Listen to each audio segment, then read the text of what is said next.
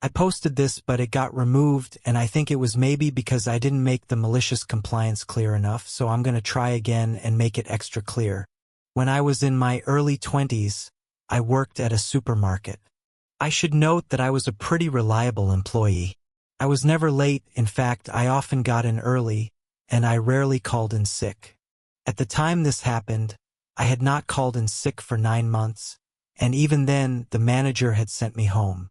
I had been up all night, swinging between burning hot and freezing cold, so I was obviously feverish, and I had been experiencing severe stomach issues, let's just say.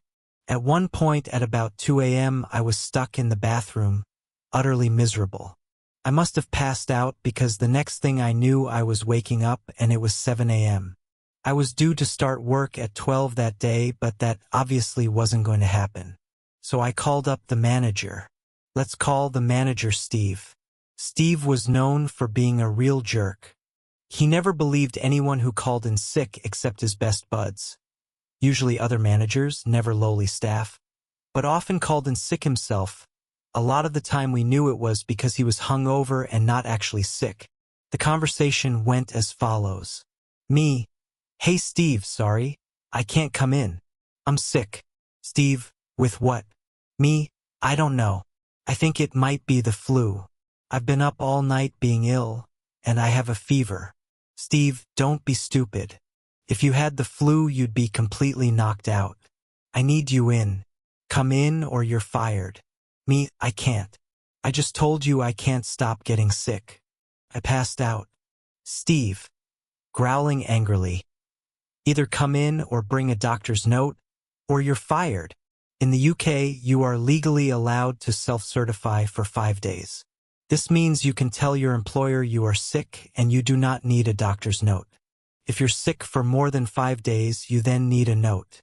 It is also illegal to demand a doctor's note during the self-certify period." I knew this, but I was terrified. This was during the recession. I couldn't afford to lose my job. So I got myself dressed, almost passed out trying to do so, then trudged to the doctor's some 25 minutes walk away. I end up sitting in the doctor's office for a little over an hour, which for walk-in was pretty good. I get in to see the doctor and she is furious at me for coming in. You're not supposed to come to the doctor's when you have a cold or flu, and of course I knew I should be able to self-certify. She told me as such, saying I shouldn't be here and should have stayed at home.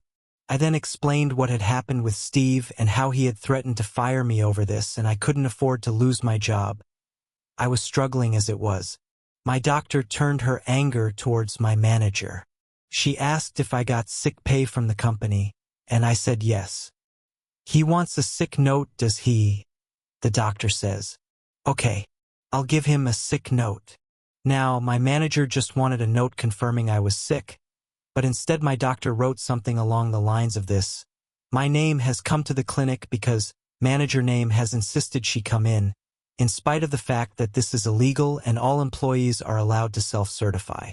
Due to being forced to make this unnecessary and highly dangerous trip when the patient is ill, has a fever of 39 degrees Celsius, and almost passed out in the waiting room, I am signing my name off for 2 full weeks to recover." Had my name been allowed to self-certify as is the law, they might only have needed a few days, but due to straining themselves, they now require 2 full weeks. They are not to be permitted to work until date 2 weeks later. The doctor said she would have signed me off longer, but this was the longest she could do without requiring further evidence. So basically, instead of just being off for a few days, I was now signed off for a full 2 weeks, and I'd be paid for it. I went to my place of work, at which point one of the duty managers saw me and asked me what the heck I was doing here. Go home. I was obviously very unwell. I explained what happened. They agreed to help me downstairs to Steve's office and went with me inside. I handed Steve the note. He looked worried and tried to say, "I wasn't being serious about firing you." Well, gee, when you angrily growled it down the phone, it sure sounded like it. The duty manager then declared that they were going to drive me home. It was clear Steve wanted to argue but had the sense to know he shouldn't. The duty manager then drove me home, made sure I was okay, then went back to work where they informed our union rep of what had happened. Steve had a disciplinary hearing where he was given a severe reprimand and a warning. Steve tried to argue he never said I'd be fired and I was lying and just decided to go to the doctors, but the duty manager said they heard him admit to it when he said to me that he really didn't mean it.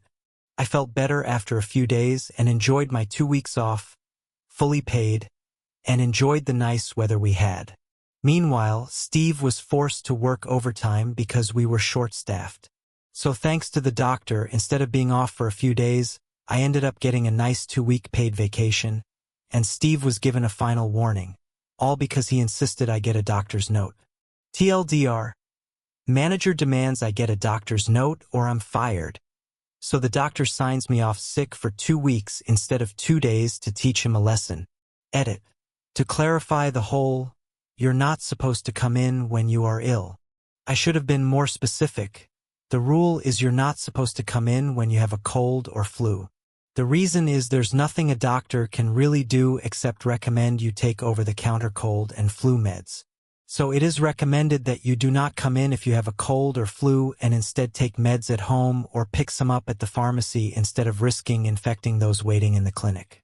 Even then, it's not a hardcore rule, more a common courtesy asked of people. If you really want to, you absolutely can.